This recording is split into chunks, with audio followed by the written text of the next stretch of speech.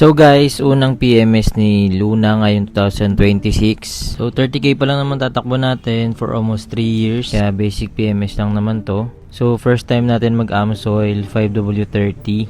Fully synthetic naman na siya. Yan, chinay ko muna yung nalagyan. Mukhang original naman. Nag-research na rin tayo. Tapos, oil filter niya Aisin o Aisin ba yan? Japanese. Tapos to brake parts or parts cleaner. Yan lang naman yung tatlong yan. Since may lifter sila dito, nagka-chance na rin tayo silip-silipin yung mga bagay-bagay, no? Nakabalot yung suspension natin. Tapos yung mga pang ilalim, check na rin natin kung may tagas. Safe naman lahat. Ngayon, tsura ng piping yung night refuse, guys, after 2 years. Okay pa rin naman. Sobrang dumi lang talaga ng ilalim natin. And guys, after a year, BC coil over. V1, okay pa din naman, nakabalot kasi yung pinaka-suspension dito. Yung sa piping ng exhaust, ito yung medyo kinakalawang yung pinaka-flange. The rest okay naman. Ayan, konting silip din sa rear brakes, okay pa din naman sila. Nililinis na rin ni Kuya yung pangharap. Tapos ito, ngayon lang din natin ulit siya masisilip after tanggalin yung cover.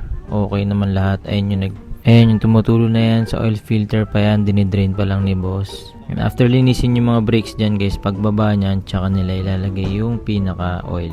So first time nga natin mag-Amsoil, observe natin kung ano yung pinagkaiba nila.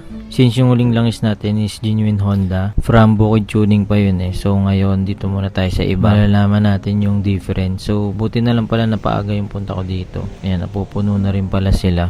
After nila maglagay ng langis, final inspection lang, pinabuksan lang yung makina kung wala namang magiging problema. So hopefully no, wala namang maging issue. So yun, bayaran na tayo. Ito nga pala guys yung breakdown ng mga nilagay sa atin or inclusion ng PMS, change oil lang naman. Langis, oil filter, brake cleaner, tapos coating inspection lang. Total lang naman niya is 3,009. So guys, tapos na tayo magpa-PMS. Dito lang yan sa highway sa Makabling banda. First time natin mag-Amsoil 5W30. Yun yung available. Observe muna natin siya. Kung gusto nyo lang din siya i-try, dito na siya sa highway after ng SM Santa Rosa papuntang Balibago dito sa highway. Ito yung itsura ng shop nila. Ayan, check nyo na lang din. Basic PMS, palit lang is oil filter tsaka brake cleaning. Yun lang. Then guys, sana nakatulong. Maraming salamat. Follow for more.